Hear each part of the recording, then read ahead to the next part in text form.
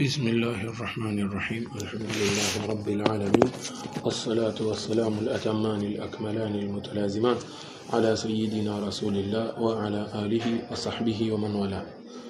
نهاية التعلم والتعليم والتذكر والتذكير والنفع والانتفاع والإفادة والاستفادة، حتى التمسك بكتاب الله وسنة رسوله والدعاء إلى الهدى والدلالة على الخير ابتغاء وجه الله قربه وثوابه سبحانه وتعالى. سبحانك لا علم لنا إلا ما علمتنا إنك أنت العليم الحكيم.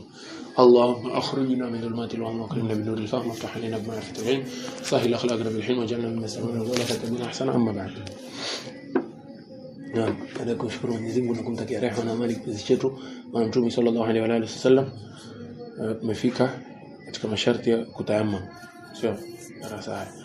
Na jana masala ya mwisho ama miongoni mwa masaili ya mwisho tulizungumzia, tukasema yule mtu ambaye ametayammum mahali ambapo mara nyingi kuna maji atafanya nini? Atalipa. Na yule ambaye ametayammum ambapo sehemu ambapo kawaida hakuna maji, yeye hafanya nini? Haya. Je, ikiwa zimetoshana?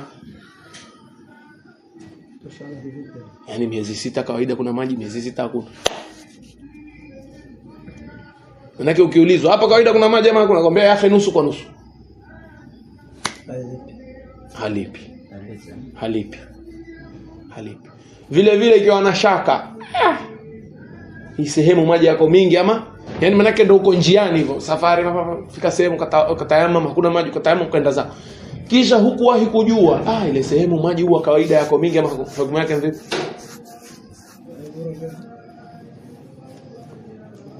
Yani uko sehemu umetayamam na hujui, je, mara nyingi hapa kuna maji ama mara nyingi hakuna, hukumu yake ni vipi?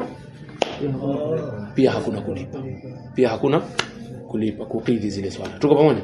Haya, sasa tuingie katika masharti ya kutayammum. Faslun, sema Sheikh rahmatullah alayhi, faslun fi shuruti at-tayammum.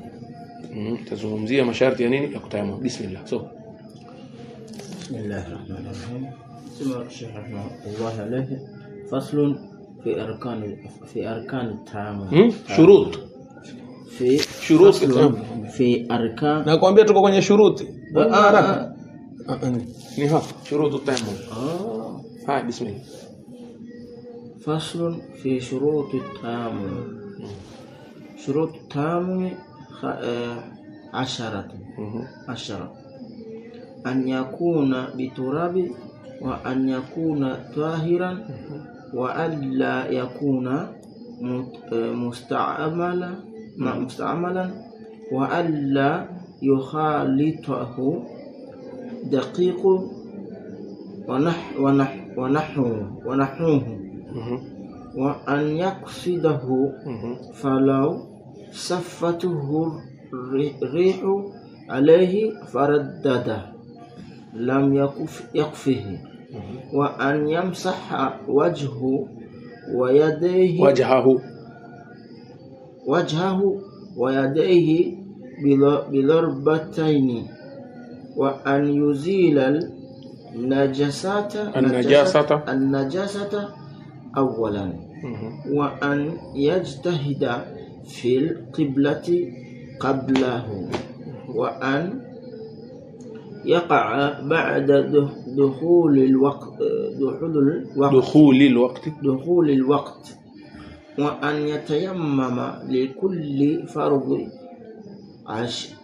عيني. نعم. أسمع الشيخ رحمة الله عليه، فصل شروط التيمم 10. masharti ya kutayammum masharti 10. Yani mtu yote mwenye kutayammum haya masharti paka yatimia. Sawa? Taban, pamoja na zile sababu ambazo tumezitaja.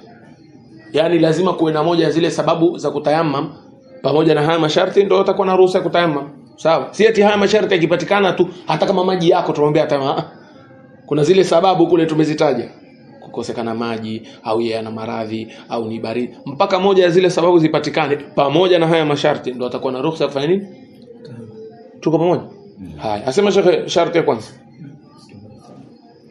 shurutu tayammum 10. masharti ya kutayammum ni masharti 10. Ya kwanza asema an yakuna biturab, iwe ile tayammum hiyo ni kwa mchanga. Hii ndio madhehebu yetu. Hakuna kutayammum ati kwa ukuta ule wa mawe una vumbi hapa. Na ule ni vumbi la mawe. Sisi madhehebu yetu lazima mchanga, sio kitu kingine. Anasema ayakuna biturabin, iwe ni kwa mchanga, kitu kinachoitwa mchanga, chochote kinachoitwa mchanga marhaba. Sawa, si simiti. Levu bila simiti mtu atanao. Maana yake ni ukuta usihisi ni simiti. Sasa lau ile simiti bado vumbi lake liko. Taban hizo ukuta ukishapakwa simiti huwa haina. Lakini ile simiti kabla ya kutumika sina vumbi. Hakuna. Tuwezi kutayamam na ile. Sawa. Mtu lazima atumie mchanga. Mara nyingine utapata carpet. Lijaa vumbi. Kilipiga hivi latoa nini? Haina nini? Ni mchanga. Sawa? Tayamam na ruhusa. Sawa? Anasema an yakuna biturabin, iwe ni kwa mchanga, wa an yakuna tahiran. Ule mchanga uwe ni tahir, ni msafi, sio mchanga ambao una najisi. Mchanga ni upe ambao una najisi. Mfano kuna nyama amekuja amekojolea. Nyama amekuja amekojolea. Kisha wewe ukangoja ule mchanga ukauke kisha ndio utumie. Kwambia hakuna kitu kama hicho. Lazima ule mchanga uwe ni tahir. Sawa? Sio mchanga ule unajisika. Wa alla yakuna musta'malan, na mchanga usiwe ni ambao umetumika. Yaani umetumika na mtu mwingine kutayamam. Au umetumika kuondoa najisi ya mbwa. Simakumbuka najisi ya mbwa si mara ataosha mara 7. Mara moja wapo ataosha na maji na mchanga. Ule mchanga uliotumika pale, ule mchanga unaitwa musta'mal. Ni mchanga ambao ushatumika katika tahara, sio? Haufai wewe kutayamam kwa mchanga kama ule. Ati ungoje ukauke, pata vumbi ndo. Na pale tuliposema yakuna biturab, iwe ni kwa inaitwaje afwan, ile tumesema ilipokuwa ati iwe ni kwa mchanga, yani mchanga wenye vumbi. Ikiwa mchanga hauna vumbi hakufaidishi bwana. Mchanga uwe na nini? Uwe na vumbi. Mfano udongo hauna vumbi, sio? Udongo hauna vumbi. Basi ile haitahirishi. Hauwezi kutumia ni kama kutayamam. Sawa, mpaka ule mchanga huo una nini? Una vumbi. Anasema wa alla yakuna musta'malan, na huo mchanga usiwe ni musta'mal, yani umetumika katika tahara nyingine. Asema alafu shekhe wala yakuna musta'malan wa alla yukhalitahu daqiqun wa nahwuhu. Hii ni sharti muhimu. Na isichanganyike ule mchanga, usichanganywe na kitu kingine kama daqiq, kama unga. Mchanga usichanganyishwe na kitu kingine kama unga au chochote mfano wa unga. Yaani maana yake kama chumvi, unga, sukari, itwaje simiti. Iwe ni mchanga tu, sio mchanga na kitu kingine imefanya nini? Imechanganyika nacho. Nafaa kuwe mchanga kabisa. Sio kama kwenye maji. Kwenye maji katika kutawadha tukwambia, hata kama maji yameingia uchafu kidogo haina neno. Yakiingia uchafu mingi yakabadilika ndo hauwezi kutumia. Sio? Lakini uchafu kidogo tu, mchanga kidogo tu umeingia kwenye maji, unaweza kutumia yale maji. Haina wasiwasi. Sio? Kwenye mchanga tukwambia ikichanganyika na unga, hata kama ni unga kidogo, haiswihi kutayamam nayo. Haiswihi kutayamam na mchanga uliofanya nini? Uliochanganyika na unga. Asema wala yukhalitahu daqiqun wa nahwuhu. Sawa. Kwa sababu utaona, angalia. Mfano angalia. Tuangalia hapa. Mimi nimekusanya mchanga. Ule mchanga kidogo ni unga na kidogo ni mchanga. Nikipiga hivi, nikipangusa uso, kuna sehemu haitopangusika na mchanga, itapangusika na nini? Na unga. Na huwezi kujua sehemu gani. Kwa hiyo utakuwa na uhakika kuwa uso, yani wewe utakuwa na uhakika kuwa kuna sehemu katika uso haijatahiri. Maana tayamum ni kwa mchanga, sio kwa unga. Tumeelewana? Ndio maana lazima ufanye nini? Utumie mchanga yani ambao haujachanganyika na kitu. Asema wa an yagsidahu, na ule mchanga au kusudie. Hii tulitaja pia kwenye safina. Sharti mingi hapa tayari tushapitia kwenye safina. Lazima ule mchanga au kusudie. Kisha akabainisha hapa Sheikh asema fala usaffathu ar-rih, lau ule mchanga ukaletwa mpaka kwenye uso wako, ukasukumwa mpaka kwenye uso wako. Kwa nini? Kwa upepo. Manake yani upepo umekuja, vumbi lote likaja kwenye uso. Mashaallah. Faraddadahu, baada vumbi lishakuja kwenye uso, yule mtu akafanya nini? Faraddadahu. Kwenye kitabu chako amesema, yani kwenye kopi yako amesema fala usafathu rihu alayhi, sio? Kwetu hakuna hiyo alayhi, haina neno.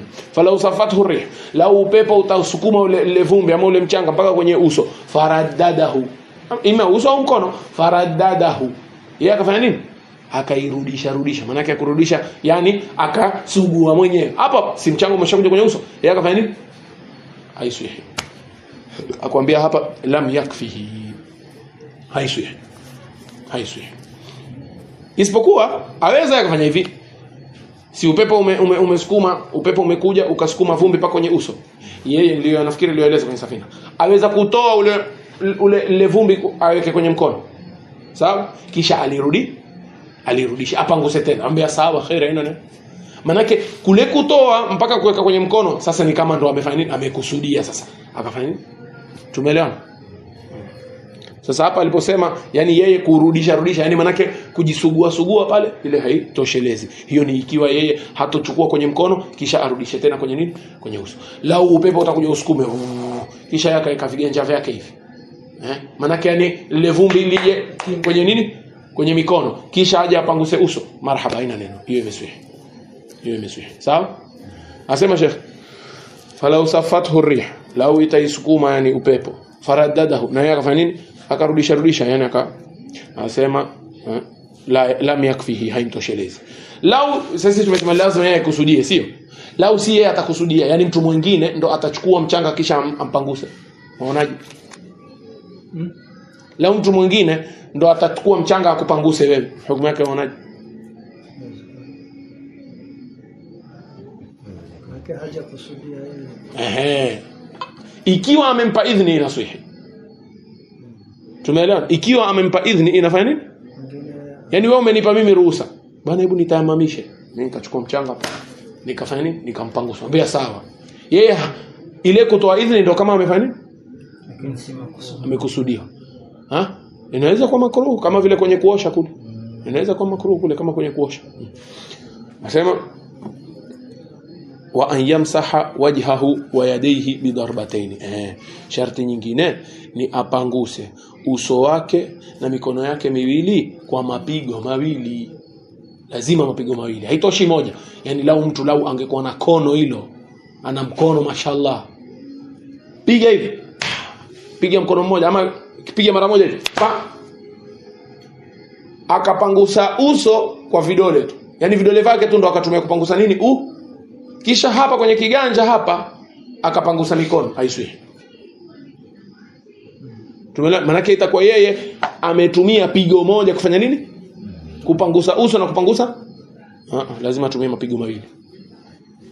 Hapa mwenyewe anahitaji hivi na hivi. Sio maana yake sisi tutakwambia lau yeye ana hilo kono kubwa ambalo ataweza kupangusa kila sehemu bila wasiwasi. Tumwambia bado lazima upige mara ngapi? Mara mbili. Mara moja haitoshi. Lazima uchukue mchanga yani mara mbili. Sawa? Na ikiwa haitoshi, mfano amepangusa mara moja, amepiga mara moja, akapangusa. Akapiga mara pili, akapangusa. Bado ikawa haitoshi. Mwambie nani? Hata kama mara 3, mara 4 sawa, lakini kwa uchache mara ngapi? Mara mbili. Kwa ajili kwa hadithi bwana mtume ametaja mara mbili. Sawa? Nasema Sheikh rahmatullah alayhi wa an yuzila an-najasata awwalan, na aiondoe najisi mwanzo. Sawa? Na kwanza aondoe nini? Aondoe ile najisi. Mtu ana najisi kwenye nguo, sana kwenye mwili, ana najisi kwenye mwili, kwanza ile najisi aondoe, kisha ndo afanye nini? Atayamama. Sawa? Maskini hana maji, atafanya nini? Hana maji mtu. Tutamwambia. Manake hana namna ya kuondoa ile najisi. Atafanyaje? Mwambie atatawadha, atatayamam, ataswali, lakini baadaye alafu ile swala atafanya nini? Atalipa. Ile swala baadaye atafanya nini? Atalipa. Hii ndo anavyosema Ibn Hajar. Yaani mmoja wa wanazuoni wetu, sishamtaja mara nyingi kidogo, yani tuanze kumzoezoea. Ibn Hajar anasema atafanya hivi. Lakini yule imam mwingine Imam Ar-Ramli akwambia la. Kwa nini? Hakuna haja ya kutayamam. Sisi tumemwambia kuondoa najisi ni sharti ya kufanya nini? Ya kutayamam. Basi afanyaje? Bwana aswali vile bila kutayamam. Aswali vile bila kufanya nini? Kutayamam. Lakini baadaye lazima atalipa. Kwa hivyo kwa wote wawili lazima atalipa. Inshallah Mungu akitupa uhai tusome kitabu kingine tutajua tofauti ya khilafu yao. Maana mara naona anaanza kunicheki. Umeelewa au hujaelewa? Nimeelewa. Asema shekhe wa an yuzila an-najasata awwalan, na aiondoe ile najisi mwanzo. Kisha asema wa an yajtahida fil qiblati qablahu. Na pia kabla ya kutayamam anasema wa an yajtahida fil qiblati qablahu, na ajitahidi katika qibla kabla yake. Kwanza yani ajue qibla ni wapi. Ujue qibla ni wapi ndio utayamam. Hii sharti wanahitaji sana, maana yake mara nyingi kama tulivyosema, mtu anakosa maji akiwa yuko katika safari, na ukiwa katika safari hujui kibla ni wapi. Kwa hivyo kwanza wewe hakikisha kibla ni wapi, kisha ndio fanya nini? Ndio tayamam. Na hii si sharti kwa maulama wote. Hii ni sharti kwa Ibn Hajar peke yake. Al-Imam Ar-Ramli akwambia hii si sharti. Wewe waweza kutayamam kisha baadaye ndio ujitahidi upande wa kibla. Tumeelewana? Hakika. Asema Sheikh wa an yagaa ba'da dukhulil waqti, ndio. Na hiyo tayamamu iwe baada ya kuingia kwa wakati. Asitayamam kabla ya kuingia kwa wakati. Hii ni shida. Wa an yagaa, na iwe itokee hiyo tayamum ba'da dukhulil waqti, baada ya kuingia kwa wakati wa swala. Baada ya kuingia kwa wakati wa nini? Wa swala. Mtu asitayamamu kabla ya kuingia kwa wakati wa swala. Tayamamu kae usubiri wakati. Yani mfano sisi kawaida hapa, mfano hivi sasa nyinyi mnaudhu wa isha ya Mahmud. Yani wacha sasa vile mnaudhu wa chana. Mfano mtu amekwenda amejisaidia, sawa? Wewe umekwenda umejisaidia. Hivi sasa utatawadha ama utawadha? Utatawadha. Kwa ajili ya kuswali isha. Kweli urongo? Kwenye tayamamu huwezi. Kwa ajili time ya isha haijaingia. Ngoja mpaka time ya isha iingie ndio tayamamu. Kwa ajili gani? Na?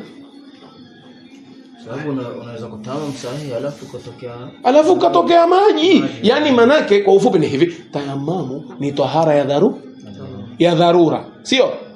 Na dharura haiji mpaka ile time ya dharura ifi.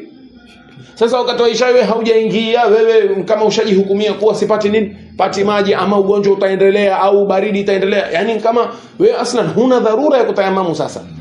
Tumeelewana? Kwa hiyo wewe hufai kutayamamu isipokuwa baada ya time kuingia, hata kama ni swala ya sunna.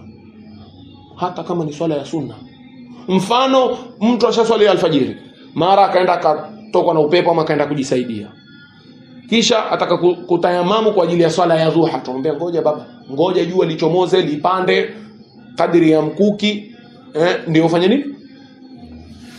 Tuko pamoja, ndio tayamamu. Maana wakati wa dhuha hauingii mpaka wakati huu. Tuko pamoja, tumeelewana? Hata kama swala ya sunna kama tunasema. Hata kama jamu takdimi, mfano mtu anaswali jamu takdimi. Mtu ameamua bwana mimi nitaswali jamu takdimi. Amesafiri anaswali jamu takdimi ya dhuhuri na alasiri. Maana ya jamu takdimi ni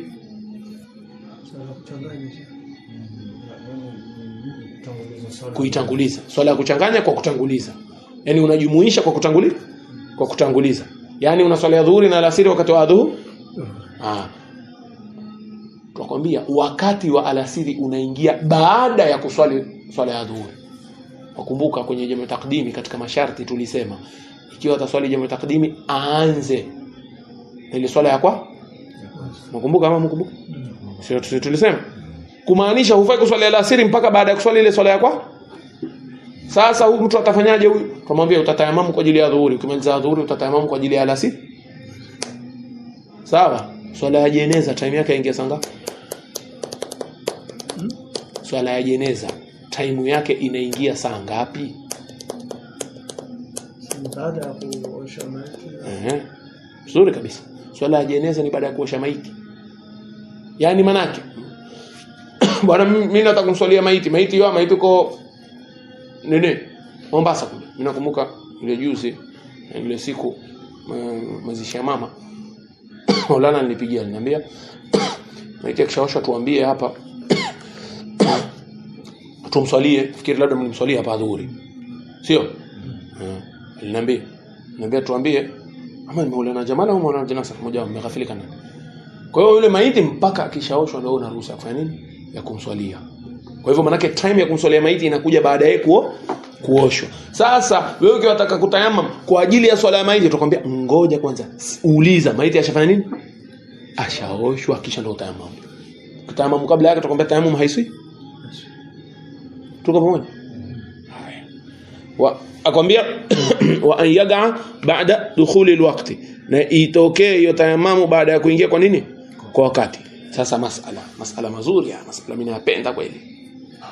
Masala haya mimi napenda maana tuliposomeshwa masala haya mara ya kwanza ilizua balaa kwenye klasi. Sasa wacha tuone nyinyi itazua balaa ama haizui balaa. Sisi klasi yetu tulikuwa watu kama nafikiri tukisomeshwa sala labda karibu watu 20. Sasa ilileta mchanganyiko yani kwenye klasi. Masala yenyewe, mfano mtu ametayamamu kwa ajili kuna swala aliwacha. Mfano kama saa 4 mchana. Maana wakati wa dhuha, sio? Yeye akatayamamu kwa ajili ya swala ashawahi kuacha adhuhuri fulani, ama si adhuhuri, sema alasiri ashawahi kuacha ya kitambo. Ametayamamu. Imeswihi haijaswihi kwanza? Imeswihi. Yeye kwa nia yake anataka kuswali swala gani? Swala ambayo aliacha zamani. Kwa hivyo wakati wake ushaingia, hakuna wasiwasi. Tuko pamoja? Lakini baada ya kutayamamu sasa, wacha bwana, taswali baadaye. Labda ile hadaiwi sasa akasema taswali tu baadaye, ama akashughulika ama mpaka wakati wa adhuhuri kufanya nini? Akataka kuswali adhuhuri na ile tayamamu. Inaswihi ama iswihi? Yani wakati dhuhuri shangia? Inaswihi. Yeye kumbuka ametayamamu kabla ya wakati wa adhuhuri, lakini amiri ni kwanza kwa hujaelewa. Yeye ametawadha saa 4 asubuhi. Kwa ajili alikuwa anataka kulipa. Tayamamu imeswihi kwanza, amiri Maro? Imeswihi. Tayamamu imeswihi, una hakika? Sisi ilikuwa tayari ashaikania kwamba kwa hivyo maana tayamamu imeswihi ama haijaswihi, amiri? Imeswihi. Baadaye akasema wacha bwana niswali hii alasiri, ndio acha swali sasa, niswali baadaye. Hakutangukiwa na udhu, wakati wa dhuhuri ukaingia. Mimi kweli bwana nina udhu wangu, yani nina tayammum yangu mimi. Wacha swali ya dhuhuri. Kwa nini haiwezekani? Anakusudia bali wakati hajafika yeye. Ametayammum kabla wakati ajali. Nilikwambia mimi nilizua balaa kwenye klasi, maana inaswihi. Nilikwambia mimi nilizua balaa kwenye klasi, inaswihi. Fiqhi ni ile bongo ulishughulishe. Sisi hatukwambii lazima uswali ile swala uliyokusudia katika masharti. Sisi tumekwambia tu ile swala unayoikusudia hivi sasa katika kutayammam lazima hiyo time yake imefanya nini? Kisha ukishatayamam hatukwambii tena lazima uiswali ile. Hatukwambii lazima uiswali ile swala. Sisi shughuli yetu ni ulipotayamam ile swala uliyokusudia time yake ilikuwa imeingia wakati wa kutayammam. Si tayammum imeswihi? Sasa baadaye mbona useme tayammum haiswihi kwa kuswali adhuhuri?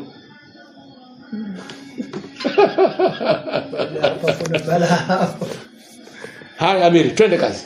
Ruhusa sasa, fanya munakasha. Nimekwambia mimi kwenye klasi hii ilisumbua kweli.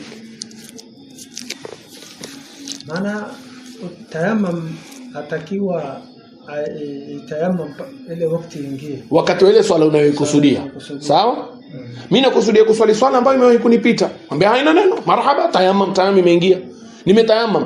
Baada ya kutayammum, je, kwanza tayammum imeswihi ama haijaswihi? Imeswihi. Alhamdulillah. Ilikuwa mara yote atasema ilikuwa. Haina neno. Najua kwa nini nasema ilikuwa, ili baadaye useme haiswihi. Baadaye time ya adhuhuri ikaingia, lakini mimi ile swala sikufanya nini? Ile swala ambayo nilikuwa nataka kulipa siku ilipate. Time ya adhuhuri imeingia. Kwa nini msitayammum? Kwa nini nisiswali? Leta sasa kifiqhi. Kwa sababu unafaa utayammum wakati ukiingia. Yani ndio mimi nakwambia nilipotayamamu pale wakati wa ile swala niliyokusudia umeingia. Lakini iko fikra kimoja sasa. Bismillah. Maadamu yeye wakati ile al-asr alikuwa alipa ile swala zamani. Si alikuwa amesihi kwa sababu swala ni ya zamani. Na swali ametayammum wakati ile al-asr. Sio wakati wa al-asiri.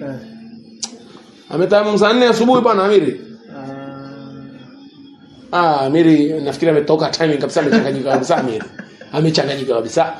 Jamaa saa 4 mchana ametayammum. Kwa nini bwana atayammum sasa? Kwa moyo wake, mimi nataka kulipa swala ambayo imenipita wiki 2 zilizopita.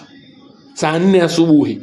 Tumwambia tayammum yako imeswihi kwa ajili wakati wa ule swala ushaingia. Sawa. Alipotayamamu akaja akashughulishwa darasa pale sijui nini pale. Akishtuka adhana ya dhuhuri. Tumwambia wewe si unatayamamu ambayo imeswihi? Angalia sasa kifiqhi. Wewe si unatayamamu ambayo imeswihi? Kweli ama urongo Maro? Anayo ama hana? Anayo tayamamu ambayo ni sahihi. Kuna sababu ya kuvunja hiyo tayamamu? Umesoma kwenye Safina mambo ambayo yanavunja tayamamu. Kuna sababu ya kuvunja hiyo tayamamu? Amiri, twende kazi bwana Maro, usiogope. Kuna sababu ya kuvunja hiyo tayamamu? Maro hataki kujibu, maana anajua hakuna namna ya kutoka. Nakwambia twende kifikihi. Maro, kwa nini siko? Kwa nini haiko? Kwa sababu yani hiyo tayamum kama natakana ikitayamum iswali hiyo. Hapo sasa ndio nyinyi mmejiwekea. Hiyo ni sharti mmejiongezea nyinyi. Ukitayamamu hii ndio sharti mtu nani anajiweka. Ukitayamamu haimaanishi lazima uswali ile swala ulokusudi. Hili ndio najaribu kukubainishia. Ukitayamamu sio lazima uswali ile swala uloikusudi. Uloikusudi? Sio lazima. Amini tumeelewana moja na. Umepata sasa Maro? Mimi nimetayamamu. Wakati wa kutayamamu mmekusudia kuswalia dhuhuri. Kukatokea sababu ama nimekusudia kuswalia alasiri ambayo ishawahi kunipita. Kukatokea sababu ile alasiri siku iswali. Haina neno kwa nani amesema tayamamu imeharibika? Tayamamu imeharibika. Wazi hamushi wazi. Nakwambia kwenye class mpaka leo mimi na hakika haya masala nikialeta na wale wanafunzi tuliosoma nao italeta balaa. Manake hawakuelewa, wameshanga iweje. Kumbuka mama tu ukikorofishana na mwalimu. Lakini kumaanisha tayamamu ukishaswalia mara moja ndio hapa uweze endelea tena. Itakuja hiyo sisi tumesoma kwenye Safina na hapa pia itakuja. Baada hii tu niyo. Baada ya sharti hiyo imeingia kwa sababu hiyo tayamamu haijaswaliwa. Ndio. Hii tayamamu ambayo mimi nilikuwa nimekusudia kuswali swala ambayo imenipita maana hajatumika hii. Umeipata sasa. Hii tayamamu haijatumika. Itakuja masala ya kuwa tayamamu bwana inafaa kuswaliwa faradhi moja. Hiyo aya ya mwisho ni baada ya hii yani. Ni sharti ya mwisho ndio sharti baada hii. Tumeelewana? Asema Sheikh rahmatullah alayhi wa an yaga ba'da dukhuli alwaqti, na itokee hiyo tayamamu baada ya kuingia kwa wakati. Na hii imetokea ama haijatokea? Hii ambayo mfano ambao nimepiga ametayamamu kwa ajili swala ambayo imempita imetokea kabla yani baada ya kuingia kwa wakati ama haijatokea? Imetokea. Mwambie tayamamu imeswihi. Kisha ikishaswihi sasa fanya utakalo na hiyo tayamamu. Fanya utakalo na hiyo tayamamu. Tuko pamoja? Asema Sheikh rahmatullah alayhi. Fiqhi ntamu. Fiqhi raha bila kwa fiqhi bila pesa sana. Na vituko. Na huu ni mfano ambao mimi nimepiga. Anaweza ngoja tupige mfano mwingine mara. Yeye mfano katika kutayamamu alikuwa amekusudia kulipa swala ilompita jana alasiri. Sawa? Baada ya kutayamamu akakumbuka, mimi kabla wiki mbili pia adhuhuri ilinipita. Wacha swali hiyo adhuhuri. Kwani kuna makosa? Hakuna makosa. Ushaelewa? Maadamu hajaitumia swali hiyo adhuhuri, lakini ukishaswali hiyo adhuhuri hufai kuswali faradhi nyingine kama anavyosema sasa Sheikh, ndio tuenda kwenye sharti ya mwisho.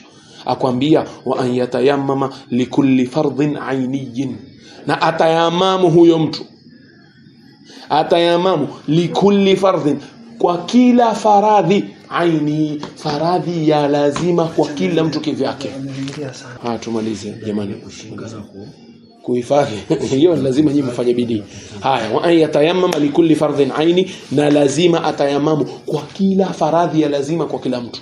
Faradhi ziko aina mbili, nyinyi mnajua kuna fardhu kifaya na kuna fardhu ain. Sio? Fardhu ain ile faradhi ambayo kila mtu lazima kwake. Fardhu kifaya ni kama kitu ambacho akikifanya mmoja au wawili basi sisi wengine hatuna wajibu. Kama swala. Ile si fardhu ain. Swala ya mwezi ile si fardhu. Fardhu kifaya. Fardhu kifaya ile si faradhi. Swala ya mwezi. Swala ya mwezi umeacha gani? Mwezi kushika. Ile si faradhi, ile sunna ile. Sunna ile sunna. Sisi umeona basi sunna lakini ina uzito sana.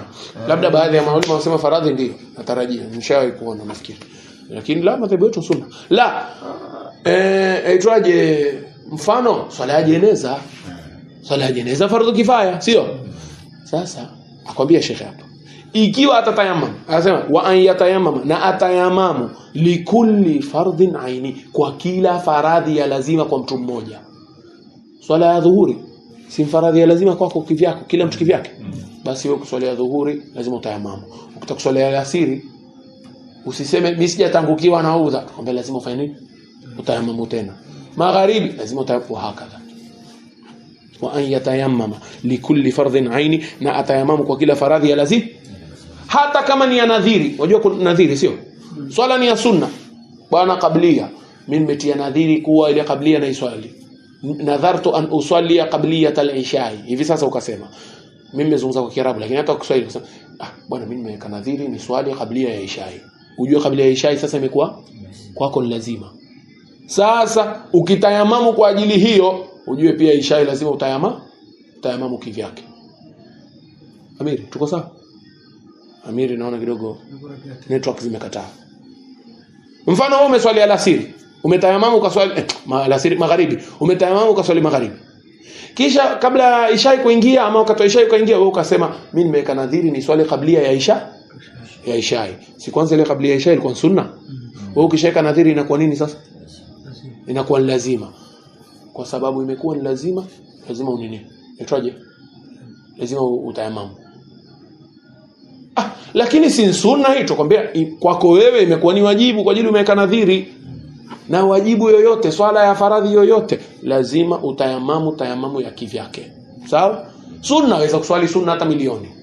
Lakini faradhi kwa tayammum moja. Sunna waweza kuswali sunna milioni kwa tayammum moja. Yaani wewe ukitayammum mara moja, waswali faradhi moja, lakini sunna hata milioni, haina neno. Tuko pamoja?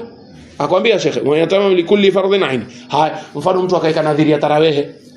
Mimi nimeweka nadhiri ya kuswali tarawih raka 20. Unaonaje? Haina shida hiyo. Vipi? Hata mara ngapi? Mara moja tu. Mara 10. Maana kila raka mbili ni swala kivyake. Madamu shaka nadhiri. Kila raka mbili ni swala nadhiri. Kila raka mbili nimeweka ukiweka nadhiri. Kila raka mbili ni swala kivyake. Na tarawih huwezi kuswali isipokuwa raka mbili. Tuko pamoja? Hai. La ilaha illa Allah Muhammadur Rasulullah. Ama swala ya jeneza, tukwambia jeneza swali mara utakavyo. Swali faradhi ya kawaida dhuhuri, swali jeneza, swali baadia, swali haina neno. Swala ya jeneza mara nyingi haina neno.